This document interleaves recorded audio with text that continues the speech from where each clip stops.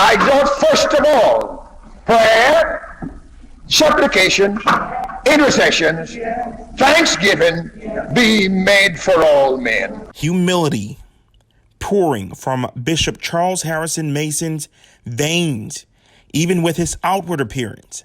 Very simple, yet dignified. His signature bow tie, not a fashion statement, but a symbol of humility with equivalency to what we know as vestments and habits, a sign of his desire to subvert attention, only wanting God as the focal point of his ministry, always giving of himself, his funds, his gifts. So we would go sit in his office, and after the church service, people would be lined up outside the stairway and what have you, and come in one at a time into his office, because they would bring all these big bags of money into his office, and he would pass it out to the people that needed it, and he would tell them if they were lying or something, boy, you're lying, get out of here, you're not telling the truth. And he knew who to give the money to and who not to give the money to. Mason was also an activist. Mason Temple would host civil rights activists and rallies in his lifetime.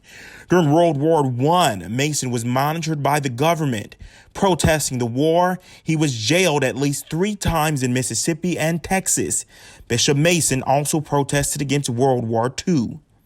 That the African-American establishment, headed by people like Mary Church Terrell and W.E.B. Du Bois, were supporting the war, recommending, advocating African-Americans sign up for the war. But Bishop Mason was saying the exact opposite. He said it is wrong to kill, and this war is wrong. And he said that not only is the war wrong, but that African-Americans, men of draft age, who were members of the Church of God in Christ, should not have to go to war. Well, I don't know what will happen now. We've got some difficult days ahead. But it really doesn't matter with me now, because I've been to the mountaintop. By the late 1940s, Mason Temple was being used for political rallies and voter registration rallies. Mason Temple is widely known as where Dr. Martin Luther King delivered his mountaintop speech, one of his most popular and prolific speeches. But this wasn't his first time there.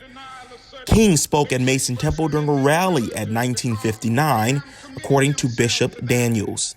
Here's a man, Bishop Mason, like Martin Luther King Jr., not afraid of speaking out, not afraid of being shouted down, not afraid of being arrested, not afraid of going to jail for the truth.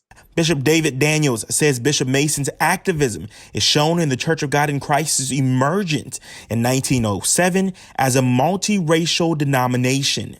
This was a time when it was against the law to be interracial in many parts, especially of the South.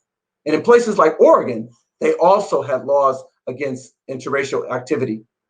But the Church of God in Christ by 1910 has white congregations, and it will remain an interdenominational or interracial denomination all the way up until the 1930s. By 1931, Bishop Mason had called for an interstate bus boycott.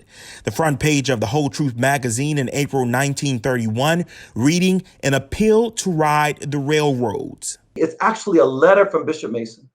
He's telling the members of the Church of God in Christ that when you come to Memphis for an annual meeting, ride the train as far as you can and only take the interstate bus as the very last resort.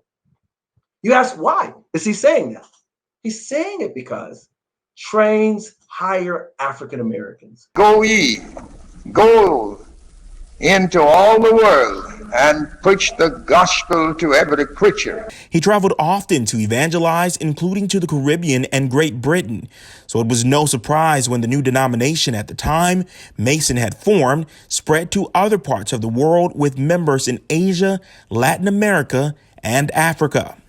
This photo shows crowds gathered outside of Mason Temple as Bishop Mason so humbly spoke to hundreds after preaching an official day message in 1952.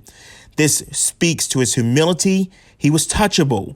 Although divinely inspired and anointed, he realized he was still a man. He also preached in living rooms, in the woods, and in a cotton gin.